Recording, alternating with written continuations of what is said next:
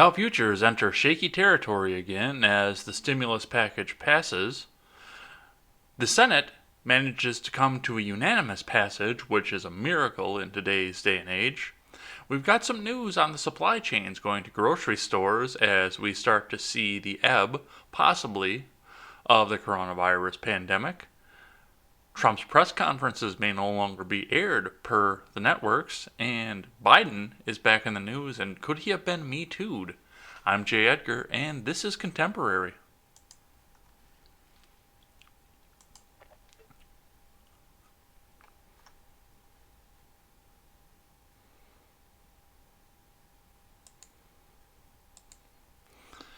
I've been hearing it from a lot of people so far, folks, and I'll tell you right off the bat, it does seem like we have forgotten that there's a presidential race going on, but it might start to get spicy again based on what we're going to read from the Blaze later on today.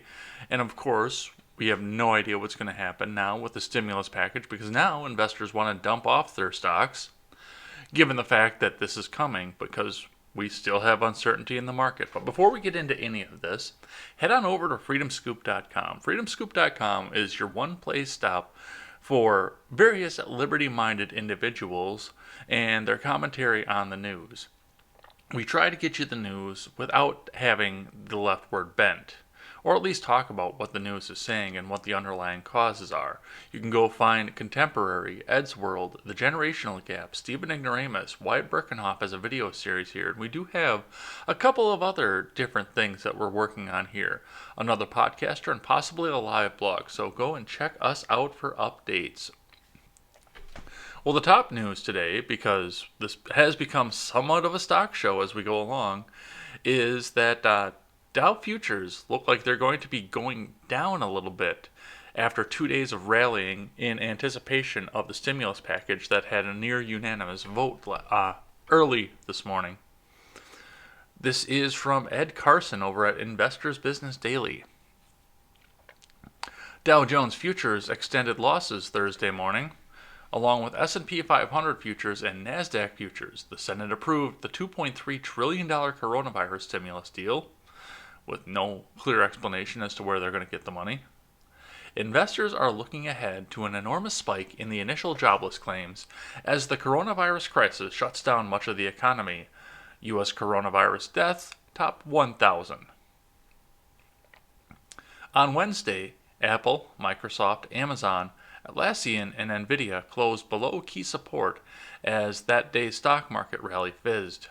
Meanwhile, Micron Technology reported earnings late Wednesday. Micron earnings were better than expected for the fiscal Q2, while guidance was also upbeat. Amazon stock, Atlassian stock, and Nvidia moved to the above their 50-day lines intraday, but closed below that key level. Amazon stock, Team stock, and Nvidia stock are working on bases that could offer buying opportunities in a new confirmed market rally. Meanwhile, Apple stock and Microsoft move above their 200-day lines intraday, but closed below that long-term support level.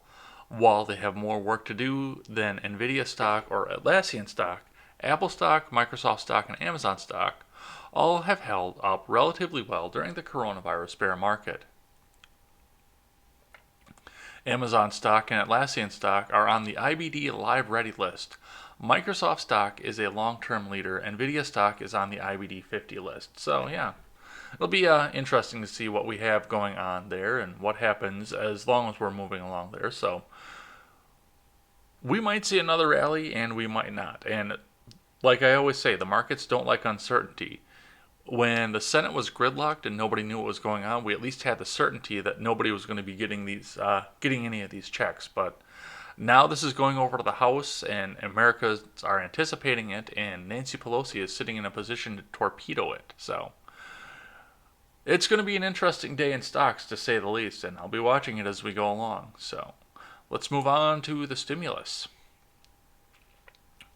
So this is from Fox News. Senate okays $2 trillion coronavirus stimulus package in a unanimous vote. House sets Friday vote. This is from Greg Ree. By a vote of 96-0, the Senate passed a massive $2 trillion coronavirus stimulus compromise package just before midnight Wednesday, ending days of deadlock and sending the bill to the House of Representatives, which House Speaker Nancy Pelosi said will soon take up the historic measure to bring relief to individuals, small businesses, and larger corporations with strong bipartisan support. Every time Nancy Pelosi says strong bipartisan support, I get a little bit nervous. And you can see why. The 880-page legislation is the largest economic relief bill in U.S. history. Senate Majority Leader Mitch McConnell appeared somber and exhausted as he announced the vote. He released senators from Washington until April 20th, though he promised to recall them if needed. 96-0 in the United States Senate, President Trump wrote on Twitter, "Congratulations, America." The unanimous vote came despite misgivings on both sides, whether it goes too far or not far enough. The vote capped off days of difficult negotiations as Washington confronted a national challenge unlike any it has ever faced. Unemployment numbers were set to be revealed Thursday morning, and experts warned they could reach alarming new highs. The package would provide one-time direct payments to Americans of $1,200 per adult, making $75,000 a year, and $2,400 to married couples, making up to $150,000 with $500 payments per child. After a $75,000 threshold for individuals, the benefit would be reduced by $5 for each $100 the taxpayer makes. A similar $150,000 threshold applies to couples and a $112,500 threshold for heads of household. So right now we're not 100% clear as to whether this goes with taxes or from your tax money as it was initially going to be, or if this is just pulling money out of thin air like they were thinking about. I'm guessing by the fact that it is for all adults that it's just going to be money out of thin air, so keep that in mind. I mean, I could get I could get behind the idea of maybe doing something that had to do with the taxes you paid in and making it a rebate, but yeah, this is going to be your UBI. This is going to be your money out of thin air. So keep that in mind, and if it's money out of thin air, guess what? You're getting taxed on it again. They're going to try and tell you that you're not going to get taxed on it, but you're getting your ass taxed on it again. So keep that in mind. We have another take on this. This is from CNBC, Jason Pramuk. Here's what's in the $2 trillion coronavirus stimulus. The unprecedented stimulus bill, approved unanimously by the Senate, has an estimated $2 trillion price tag that backers hope will lessen the coronavirus pandemic's human and economic toll. The chamber passed the legislation Wednesday night as workers face widespread layoffs, hospitals and states starve for resources, and businesses, small and large, worry about their survival. The House aims to pass it by Friday. The bill, designed to offer relief to individuals, the healthcare system, and even an entire corporate sector ravaged by the outbreak, would give direct payments of up to $1,200 for individuals, $2,400 for couples, $500 added for every child based on 2019 tax return, for those who filed them in 2018, information for those that not. The benefit would start to phase out above $75,000 on income for individuals and $150,000 for couples, going away completely at the $99,000 and $198,000 thresholds, respectively. Boost unemployment insurance, adding $600 per week for up to 4 months on top of what beneficiaries normally receive from states. It expands eligibility to self-employed people and independent contractors. Create a $500 billion pool of taxpayer money to make loans, loan guarantees, or investments to or in business, states, and municipalities damaged by crisis. Give $25 billion in grants to airlines and $4 billion to cargo carriers to be used exclusively to pay employees' wages, salaries, and benefits, and set aside another $25 billion and $4 billion respectively for loans and loan guarantees. Provide $17 billion in loans and loan guarantees for unspecified businesses critical to maintaining national security. Ooh, I bet you a lot of people were talking about slush fund in that one. put 117 billion into hospitals and veterans care, healthcare, provide 16 billion for the strategic national stockpile of pharmaceutical and medical supplies, give 350 billion in loans for small businesses to cover salary, wages and benefits worth 250% of an employer's monthly payroll, with a maximum loan of 10 million. Include a tax credit for retaining employees worth up to 50% of wages. That is something that I have rallied for a very long time. You got to incentivize them to keep employees, not just hand them money. I like that idea. Paid during the crisis for businesses forced to suspend operations or that have seen gross receipts fall by 50% from the previous year. Yes, yes, yes, yes, yes. Relax taxes on people who make the jobs. That's something we should have been doing since 2008, folks. Require group health plans and insurance providers to cover preventative services related to coronavirus without cost sharing. Delay payroll tax for employers, requiring half of the deferred tax to be paid by the end of 2021 and the other half by the end of 2022.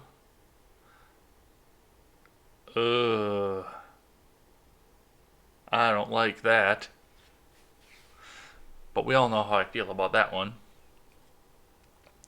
Ban companies that take government loans from buying back stock until a year after the loan is paid off, which I like that too. Why allow companies to buy back stock and cut some of their losses if they're taking a federal loan? That's a good idea. Bar employees or executives who make at least $425,000 last year from getting a raise. Is there still a sunset on that? I've got to wonder. Stop President Donald Trump and his family members' businesses from receiving emergency taxpayer relief. Oh, you knew that one was going to be in there. The provision also applies to Vice President Mike Pence, heads of executive departments, members of Congress, and their families. I'm glad that they put members of Congress in there, but yeah, you know that this was something that they had to throw in there to try and make sure that Pelosi will at least look at the thing. Oh, God damn it. Suspend federal student loan payments through September 30th with no accrual of interest on these loans. Yeah, well, fuck you guys. I'm still paying mine. So. It doesn't go away if you don't pay it.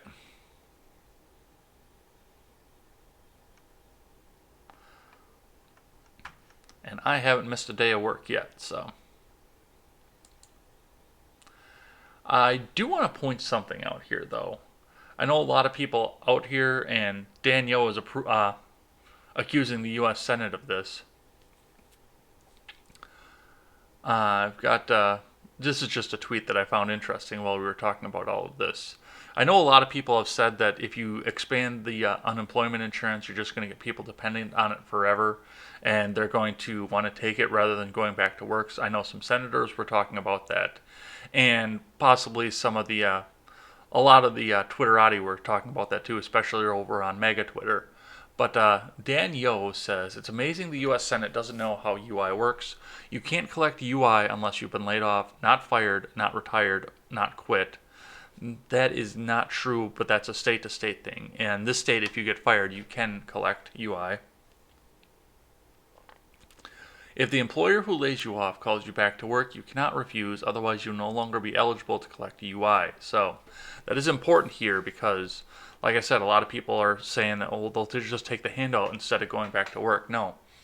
If your employer calls up and says, hey, come back to work, and you say, no, I'm doing just fine on my UI, yeah, you're off it at that point. And I know during the recession there were a lot of jackass business owners who were, because it's if you refuse any work, if you're on UI, you're ineligible for UI anymore. So people were going on UI and they were going and doing their 2 applications a week, because in this state you have to, in order to keep unemployment insurance in Wisconsin, you have to apply to 2 jobs per week, minimum. So people were going out and applying for jobs when there were no jobs to be had, and some of these businesses were calling them back and offering them a minimum wage janitorial job because obviously the minimum wage was going to be less than what they were getting on UI, so that they would have to either refuse or come in and do the menial job and get bumped off of there, get bumped off the unemployment. Now, I am not a fan of unemployment. I think it's a rigged system and I don't care for it at all. I would never take it. Even if I was starving, I would not take you unemployment insurance. I've been in this situation before, but to take it away from people that actually need it, people who have kids, people who are starving like that, that's a jackass move. But that's what we see in the stimulus. We'll be looking forward to that. And now they're talking about that's not coming until May. May or June, you're not going to see your checks from all of this. Well, that's assuming that Nancy Pelosi passes it, of course, and we will see what happens there. I think this would be the appropriate time to say that the Freedom Scoop Media Group is coming together for an unprecedented telethon that we are transmitting to all of our channels all at once. All of the Ed's World channels, all the Generational Gap channels, all the Stephen Ignoramus channels, possibly Wyatt Birkenhoff's channel. He's going to be testing for some live streaming here. The R-Rated Conservatives channels, all of those channels are going to be affected by this, and we are all going to transmit from them. We are doing a 12-hour call-in telethon. So call in, you'll get 3 minutes to say your piece on the air. Please try to be kind because we are going to charity, and sometimes charities won't take it if you're too spicy on the air. So please try to keep it a little bit mild while you're on there, but go ahead, call in. There's going to be details coming up. It looks like it's going to be on April 10th from noon to midnight Eastern Time. That is 11 to 11 for those of you who are in the true and proper time zone, Central Time. So come on in, call in. We'll get a GoFundMe going, so donate. I want to see if we can find a way to tie the calls to a donation. So if we see that you have a donation, we'll maybe give you some extra time.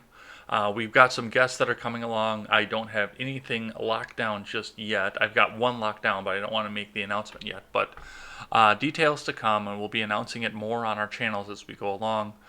It'll be a Discord call will be your call-in, so we'll figure out how all that works and how to get a call-in room and a roll call, and it's going to be a fun time, I think. It's going to be a long day, I can tell you that for all of us, but all of us on the screen together at once, taking calls and hearing what you guys have to say, hearing your experiences with the COVID-19, the layoffs, the economy stoppage, or just letting you ask questions to some of our great guests that are going to be on for the day. So come and check us out there. So, of course, now the government has to get involved in everything again. And this is also from Fox News. Ilhan Omar says coronavirus outbreak calls for radical takeover of private hospitals. This is from Don Colicchio. U.S. Representative Ilhan Omar on Tuesday night suggested what she admitted may be a radical idea to help fight the coronavirus outbreak. All private hospitals should be made public for the duration of the virus, the Minnesota Democrat wrote on Twitter. She said a government takeover could help address some of the pressure our healthcare system is facing. Omar offered no specifics on how the takeover of private property would be achieved, but critics on social media quickly reacted that Omar's plan sounded like communism.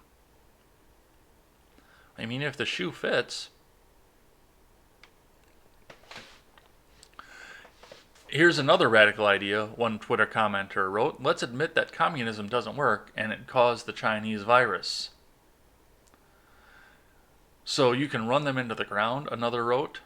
Spoken like a true Castroite, a third commented. Omar has given her presidential endorsement to Bernie Sanders, a Democratic socialist from Vermont, who has drawn criticism for past statements in support of the late Fidel Castro's communist regime in Cuba, as well as Daniel Ortega's socialist rule in Nicaragua. Both Sanders and Omar have spoken in support of relieving student debt and providing Medicare for all, proposals that critics have derided as giveaways for which taxpayers would foot the bill. Whoa, you think? And the problem that I have, of course, with this whole thing of the government taking over one thing or another, whether it be hospitals or private industry, like they were trying to call for with the Defense Production Act or anything else that the government takes over is once the government takes power, they don't very willingly give the power back. And that would be the same thing with a private hospital that's suddenly a public hospital. Once the government takes it over, when does the government give it back? Why not incentivize the hospital to try and build on and try and take over some of the operations? Why do you have to be in control of the hospital to do it?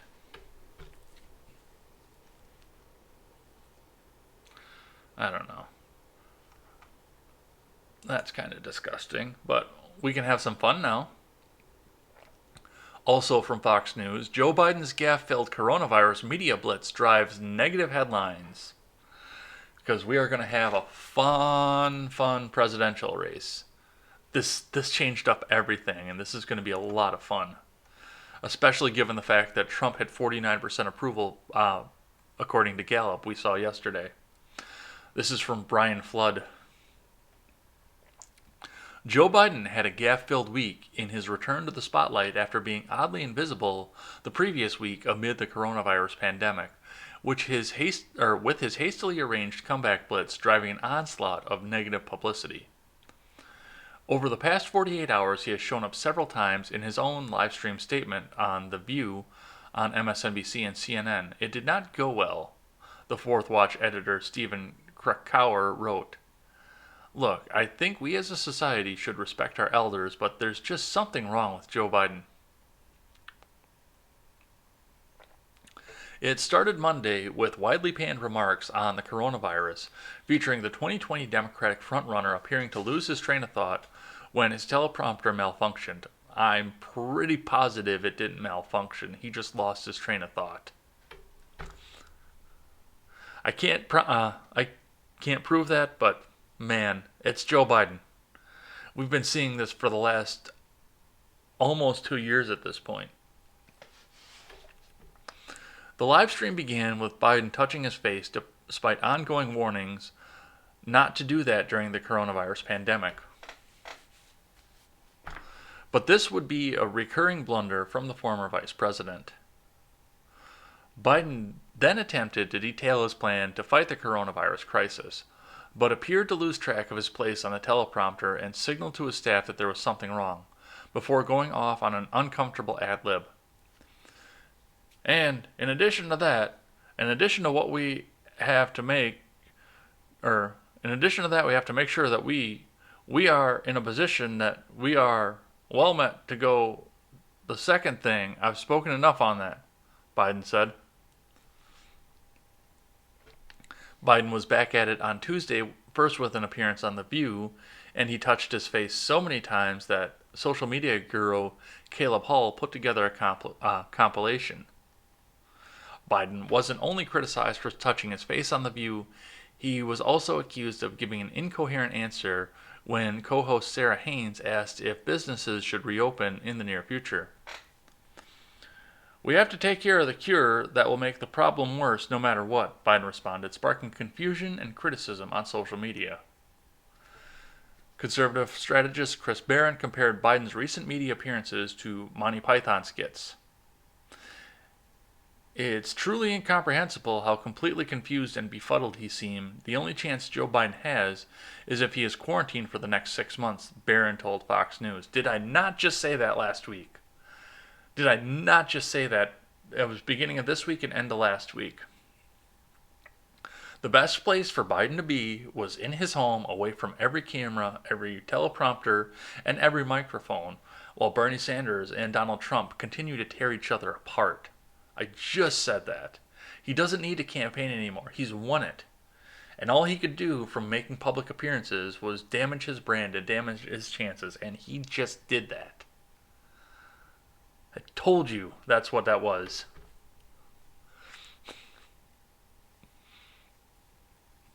I called this. I can't believe that this actually happened exactly like I said it. Well, I can believe it because it's Joe Biden, but man.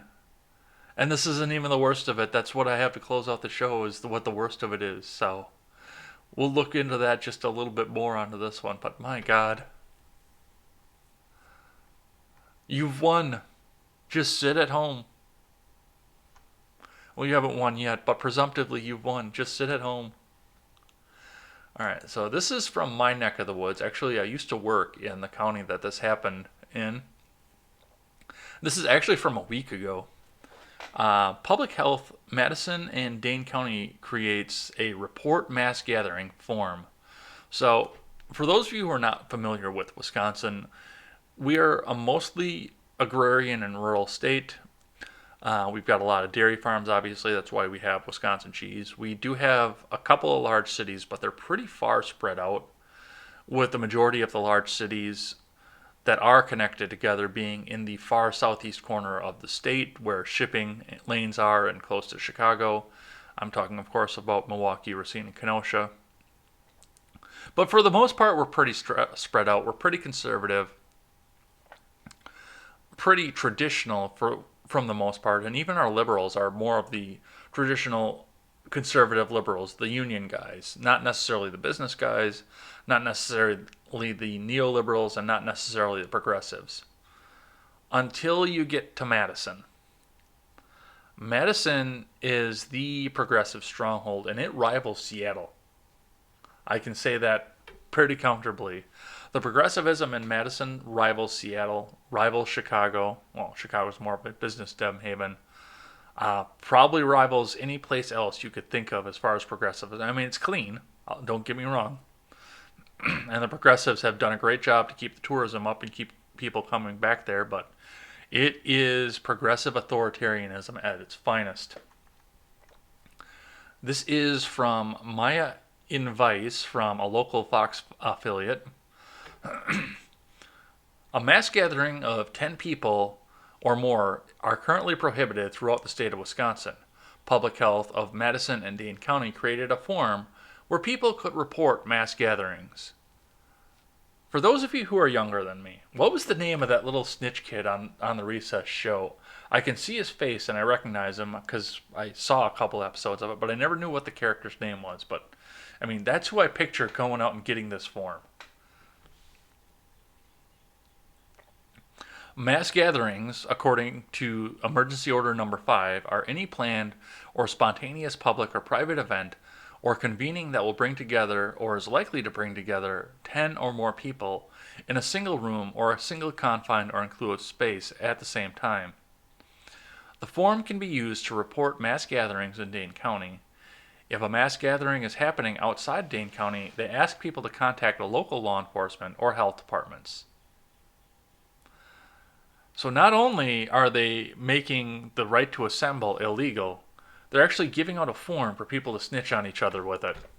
What the hell has happened to this world?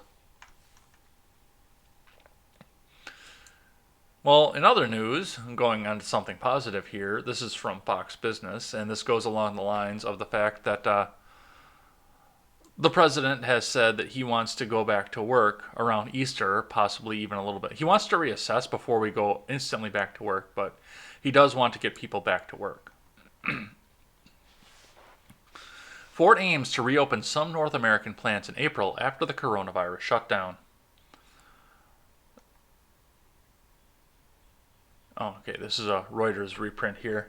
That's why I can't find an author on it. Ford Motor Company said on Thursday it planned to restart production at some plants in North America as early as April 6th, in a sign of hope for U.S. automakers as the industry grapples with the damages from the coronavirus pandemic. The number 2 U.S. automaker said it was bringing back key plants online while introducing additional safety measures to protect returning workers from the coronavirus pandemic. We will continue to assess public health conditions as well as supplier readiness and will adjust plans as necessary, the company said in a statement. Ford plans to begin production at its Hermosillo assembly plant on one shift. Earlier this week, Reuters had reported citing sources that Ford did not plan to restart production until at least April 6th, warning it could be further delayed into April. Detroit's Big Three shut plants and curtailed production to limit the number of workers on the job to prevent the spread of coronavirus among roughly 150,000 factory employees. The global auto industry is bracing for worldwide sales to plummet more than 12% from 2019, worse than the 2 year peak to trough decline of 8% during the global recession in 2008 2009, research firm IHS Markit predicted on Wednesday. So, with Ford going back to work, there are a couple things that you need to keep in mind with what we're going to see on this. This, first off, may not necessarily be assembling vehicles. Now, given the fact that I work in the transport industry, I do shipping and receiving for a parts department at a dealership. Given the fact that I work in the industry, I know that it's not just cars and trucks for people to buy and sell at this point. What we need to focus on and what we need to look at is the fact that they're also going to need to sell parts and do repairs. And the factories are going to need to get these parts out in order to keep vital things running, like ambulances, municipality vehicles, fire trucks, other emergency services. And that's part of the reason some of these things are continued to be on necessary business. A lot of these dealerships are considered to be a necessary business because they deal in ambulances, fire trucks, and municipality vehicles. And Ford is going to need to supply stuff for them. Like I said, I don't think that they're going to be supplying vehicles right away. But I also don't like the idea that they're just going to be doing everything on one shift, because everybody who's furloughed, who needs to feed their family, is going to be trying to get on that shift. If anything, I would go to a point where we're having more spread out, especially since you work 3 shifts. I would have everybody spread out, a limited number of people coming back. I wouldn't bring back the whole factory, but bring back a limited number of people, especially the people that are in the most dire situations. Your HR department can figure that out for you. And spread them out across 3 shifts so you can get the production done. But they don't all have to be in the same area at the same time. I don't know if that makes sense or not, but that's how I would do it if it was me. But of course, before I would do anything, like the president has said, like this article has said, I would assess the situation as it got closer. I know a lot of people are saying that Trump said he wants just people to go back to work willy-nilly and open the economy back up. That's not what he said. He did say that he wants to take the time and assess the situation, figure out if it's going to be advisable to do so. So, we don't know what's going to happen. By this Friday, he wants to make the first assessment, but we don't know what's going to happen. We'll figure it out. But good on Ford for trying to come up with a plan so people can plan their lives around it. Now we're going to talk about supply chains. This is from CNN Business. Nathaniel Meyerson. Egg prices are skyrocketing because of coronavirus panic shopping.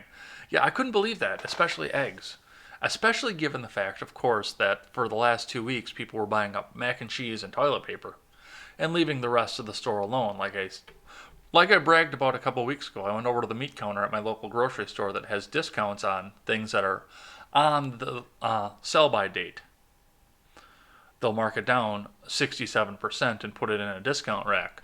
I bought $10 or $30 worth of meat for $10 the other day over at the local grocery store because nobody was touching it.